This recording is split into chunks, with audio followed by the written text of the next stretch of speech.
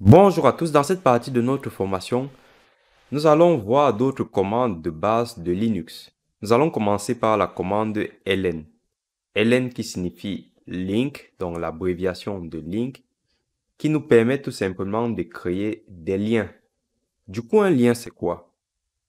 Un lien, c'est tout simplement un raccourci. Prenons par exemple le cas de Windows. Vous avez des raccourcis sur votre bureau. Par exemple, vous avez installé Firefox. Une fois l'installation terminée, il y a un raccourci qui est créé sur votre bureau. De ce fait, au lieu d'aller directement dans les fichiers de configuration ou les fichiers d'installation de Firefox pour lancer l'exécutable, vous cliquez tout simplement sur le lien et c'est le lien qui va aller lancer l'exécutable pour afficher du coup ou pour ouvrir Firefox. C'est la même chose à une différence près. Parce qu'en réalité, les liens sous Linux sont plus puissants que ça. Donc, on en distingue deux, les liens physiques et les liens symboliques. Le lien symbolique sera donc similaire au raccourci Windows. Par contre, un lien physique va permettre de donner plusieurs noms ou chemins d'accès à un même fichier en pointant sur un numéro de fichier.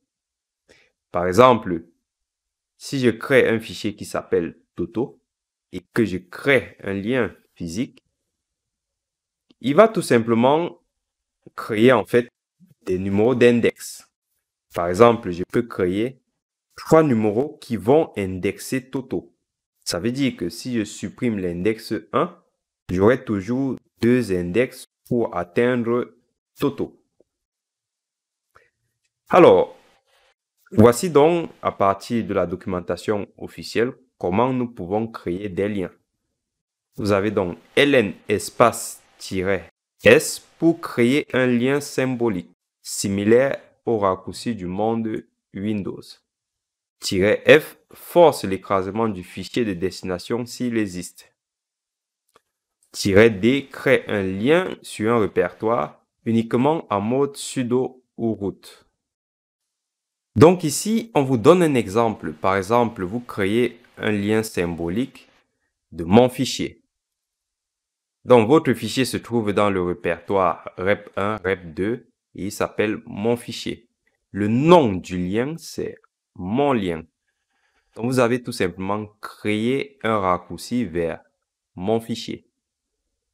Quand vous voulez créer un lien physique, vous avez donc ici le nom de votre fichier, le répertoire dans lequel ce fichier se trouve et vous donnez un autre nom.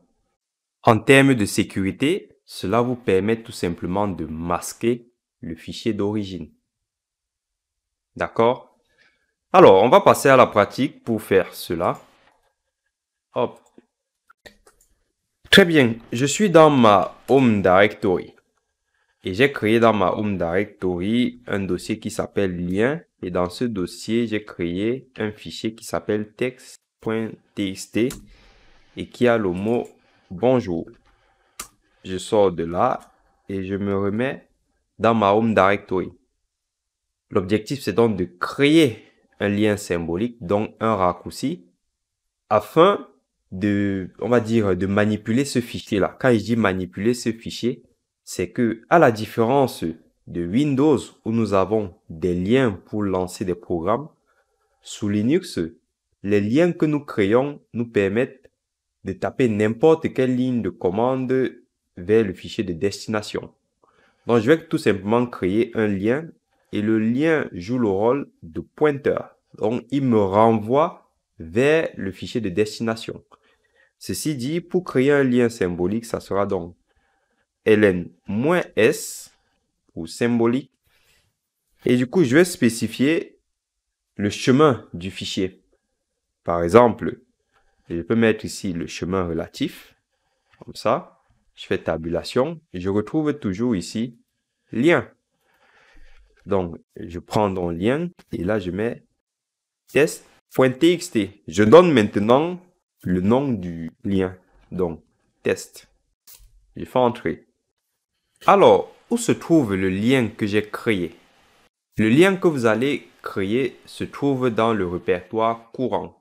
Ça veut dire que si je fais ls, voici le lien et regardez sa couleur. On la distingue bien de celle des répertoires. Si j'étais dans Snap et que je créais mon lien depuis Snap, le lien allait être stocké dans Snap. Alors, vous connaissez déjà la commande ls qui permet d'afficher les détails. Donc, on va faire ls-l pour afficher tous les détails. Et regardez ici, au niveau du lien. Vous avez vu, on me dit que test pointe sur un autre fichier qui s'appelle test.txt.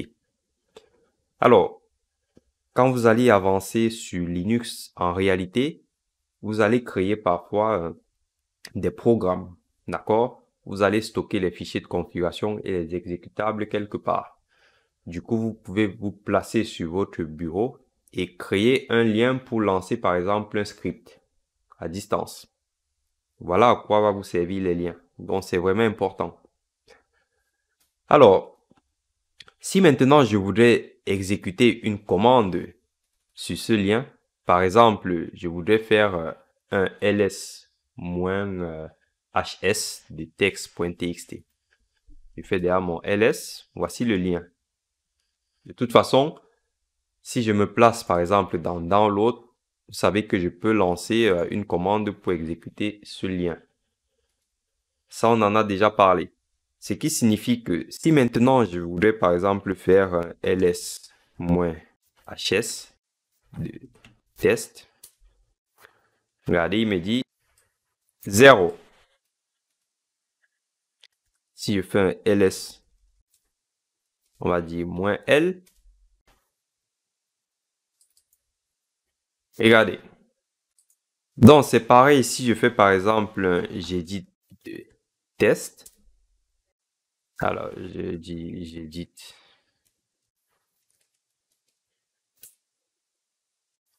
Bonjour. Et là, je fais hello. C'est mon petit save. Et voilà. Et du coup, je peux faire un 4 de test. Bonjour. Hello.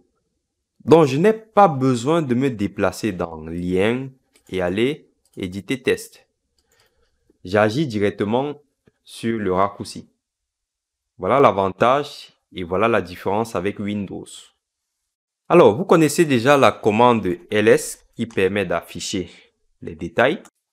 Donc, on va faire ls-l pour afficher tous les détails. Et regardez ici, au niveau du lien. Vous avez vu, on me dit que test pointe sur un autre fichier qui s'appelle test.txt. Alors, quand vous allez avancer sur Linux, en réalité, vous allez créer parfois des programmes, d'accord? Vous allez stocker les fichiers de configuration et les exécutables quelque part. Du coup, vous pouvez vous placer sur votre bureau et créer un lien pour lancer par exemple un script à distance. Voilà à quoi va vous servir les liens. Donc, c'est vraiment important. Alors, si maintenant je voudrais exécuter une commande sur ce lien, par exemple, je voudrais faire un ls-hs de text.txt. Je fais derrière mon ls, voici le lien. De toute façon, si je me place par exemple dans download, vous savez que je peux lancer une commande pour exécuter ce lien. Ça, on en a déjà parlé. Ce qui signifie que si maintenant je voudrais par exemple faire un ls-hs de test, regardez, il me dit 0. Si je fais un ls, on va dire -l.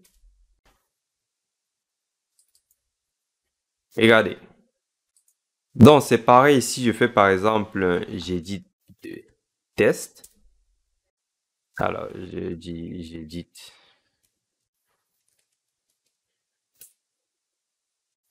Bonjour. Et là, je fais hello. C'est mon petit save. Et voilà. Et du coup, je peux faire un 4 de test. bonjour, hello. Donc, je n'ai pas besoin de me déplacer dans lien et aller éditer test. J'agis directement sur le raccourci. Voilà l'avantage et voilà la différence avec Windows. Est-ce que c'est compris? Alors, vous allez aussi voir que si je fais de nouveau ls et que je fais un rm de test, je fais un ls, le lien symbolique n'existe plus. Par contre, si je me déplace dans lien, j'ai toujours mon fichier qui est protégé. Très bien. Pour l'exercice, je vais vous laisser en fait faire le test avec la création d'un lien. Alors, on vous demande d'utiliser sudo. Pour l'instant, alors vous pouvez utiliser sudo. Pour l'instant, soit vous utilisez le compte route, soit vous utilisez sudo. Mais on va voir tout à l'heure l'utilisation de sudo. Mais on l'a déjà utilisé. Et aussi, je vous laisse comme exercice de créer des liens physiques. Allez, on continue. On va donc voir comment visualiser le contenu d'un fichier avec la commande cat. Cette commande-là. Vous avez ici deux options. N pour afficher le numéro de ligne qui peut aussi être... Alors, sur Linux, on va dire que tout est vraiment important. Donc, N pour afficher les numéros de ligne, V pour afficher les caractères de contrôle. Alors, on va aller directement sur le lab. Et là, on va faire notre, on va dire, j'édite. Commençons déjà comme ça de test. Donc, voilà. Hello, on va dire.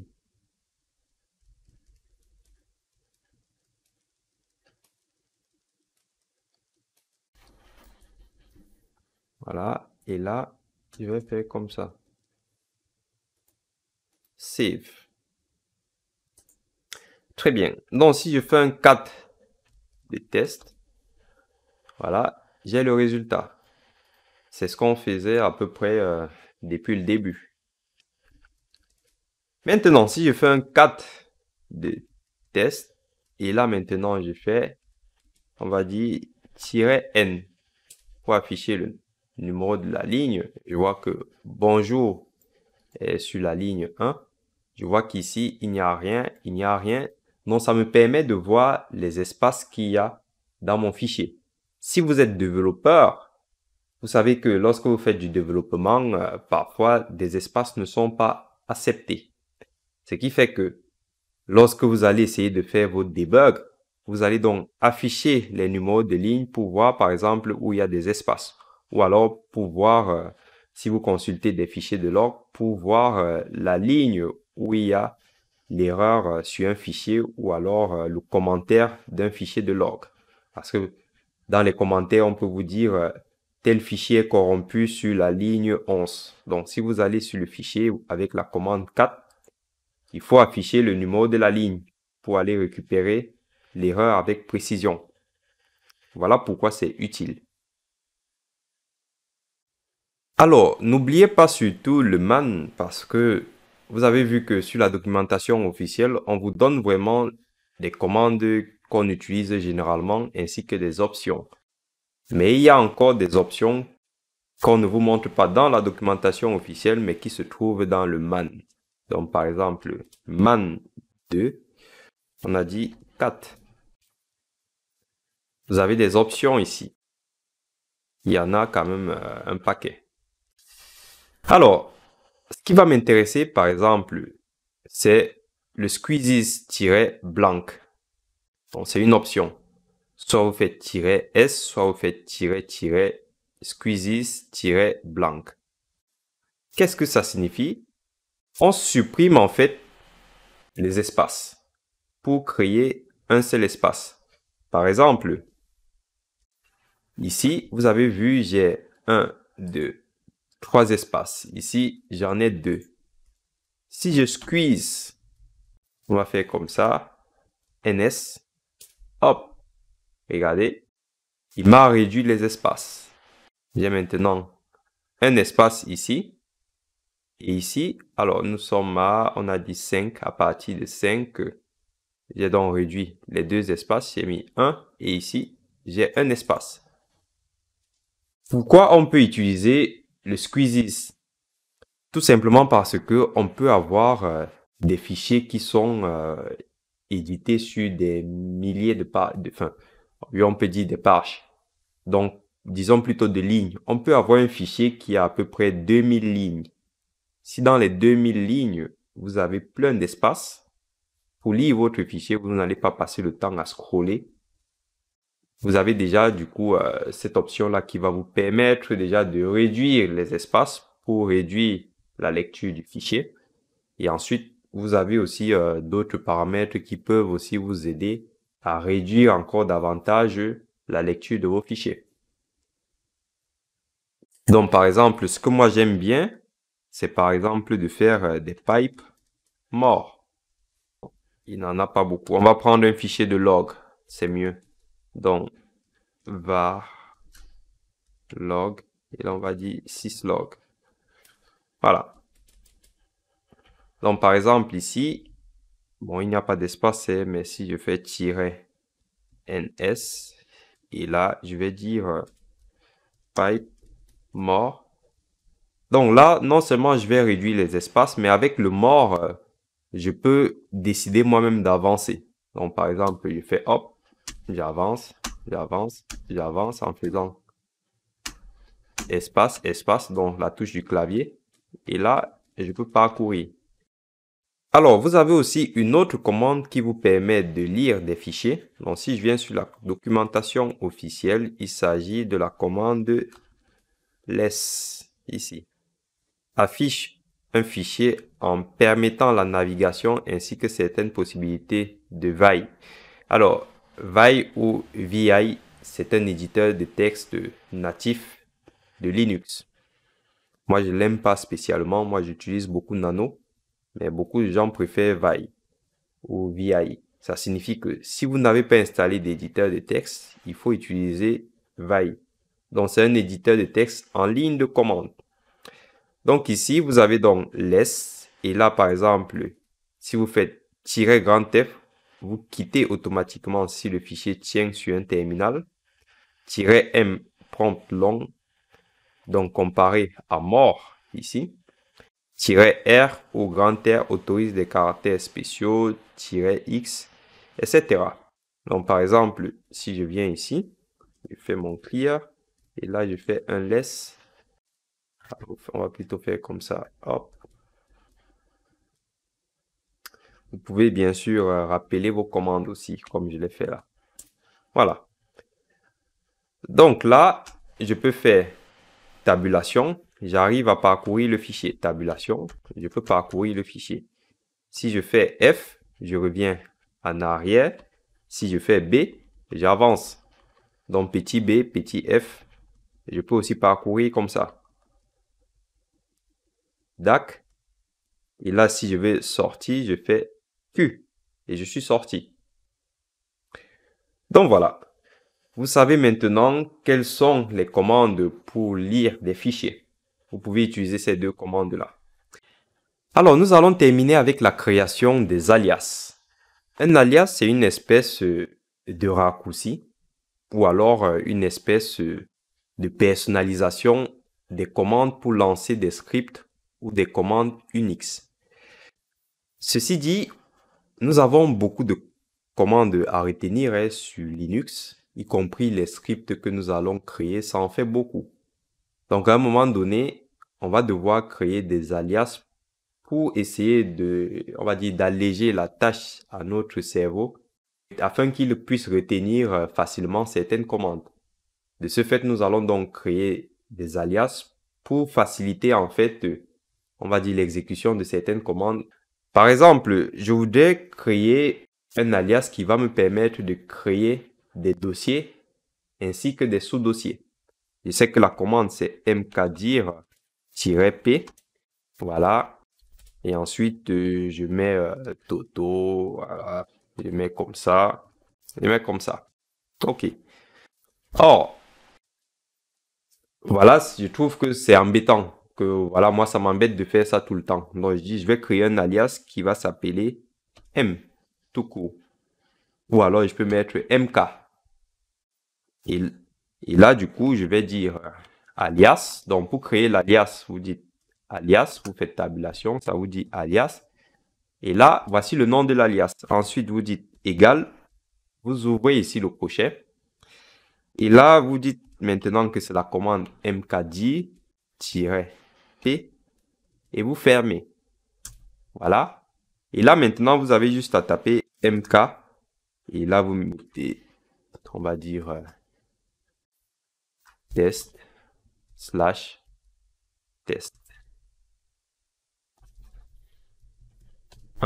Comme ça. Regardez, si je fais ls, j'ai donc test ici. Je me déplace et là, je fais ls, test 1. Donc, c'est maintenant facile. D'autres personnes préfèrent mettre une seule lettre, comme ça c'est plus rapide. Donc dès qu'ils font, c'est pour cela que parfois d'autres personnes vont vous impressionner et vous allez vous dire, mais ces commandes-là n'existent pas sur Linux, d'où les sortent-elles?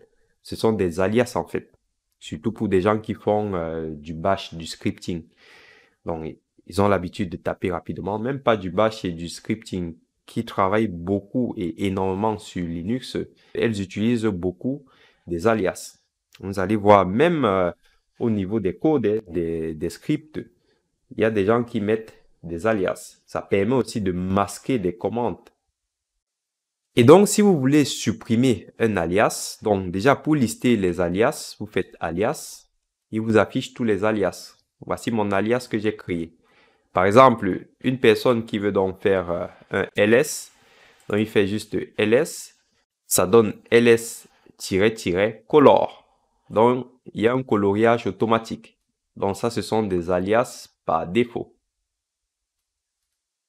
Et ensuite, vous avez ici LA pour ls-grand A.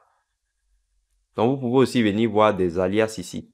Et donc, personnaliser des commandes avec des options, comme on a fait ici. Donc, pour supprimer un alias, c'est un alias, et là, vous donnez le nom de l'alias, vous faites tabulation, et là, voici mon alias, mk, et voilà, du coup, je peux refaire alias, et mon alias n'y est plus. D'accord? Très bien. Merci d'avoir suivi ce module. Je vous dis à tout de suite pour poursuivre notre formation. Merci.